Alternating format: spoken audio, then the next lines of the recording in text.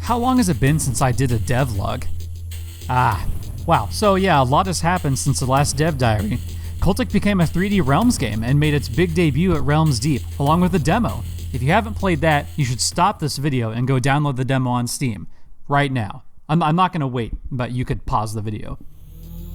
So I knew much earlier in the year that CULTIC was going to be a 3D Realms game, and proceeded to then spend the next 5 months or so basically pretending that my dreams weren't coming true or anything, because we wanted to keep everything under wraps. I continued working on CULTIC in my spare time, with a looming deadline to complete the demo by August, and there was a ton left to do before then. There were a bunch of systems changes and improvements that had to be done first. Saving and loading was implemented, and a checkpoint system was put together for the demo, as the quick saves weren't quite ready for public use just yet. The video options were expanded to include options for shadows, render scaling, FOV, and the ability to turn off the color palette if it's not your cup of tea.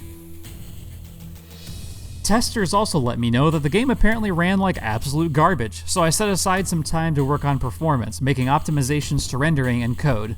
Performance is still something I'm working on though, and hope to continue to improve it moving forward.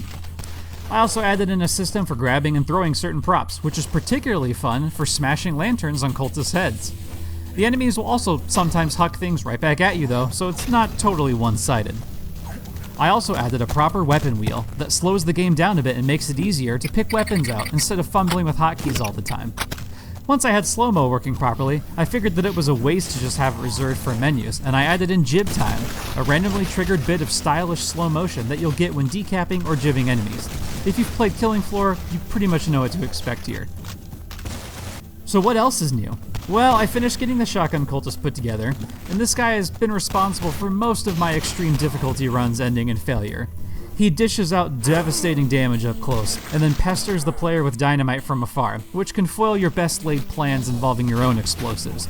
He's a little beefier than other enemies too, but a good headshot with the mare's leg is still enough to put him down on any difficulty. I also finished the Harvester up, and implemented his hapless victims, the Harvested.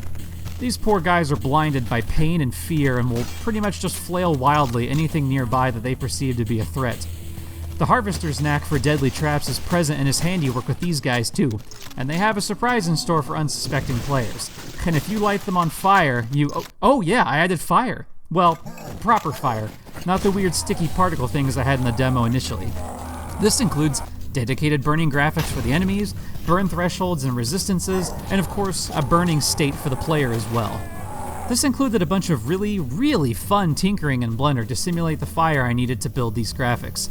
It actually wasn't fun at all. The logical next step after creating fire was to put the fire in a bottle and throw it at cultists, so I got Molotovs implemented as well. These are extremely powerful and pretty satisfying to use. In testing, they're honestly maybe a little overpowered, but I think I'm going to lean into making them a little bit more limited in quantity rather than nerfing how powerful they are, because turning a room of sinister cultists into a crowd of flaming morons it's just too good.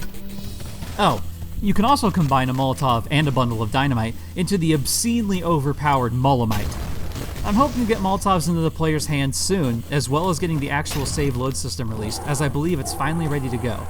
Although I'm sure the community of professional game breakers will prove me wrong on that pretty quickly. I've also got a fairly large update cooking, but I'm not really sure how much I want to say about that just yet, so we might have to wait on that a little bit. However, development on CULTIC should speed up quite a bit soon, as I'm now officially working on it full-time. That's right, I left my cozy full-time job to finally chase my passion of game development, and my extreme financial pain is your gain, as I should be able to dedicate significantly more time to the project now and get everything moving ahead much faster and with less burnout too. Oh yeah, and I finished the model for the protagonist too. That means CULTIC guy is finally a fleshed out character and not just a pair of arms and legs. And here he is. Oh, well, once I turn my light source on, here we go, and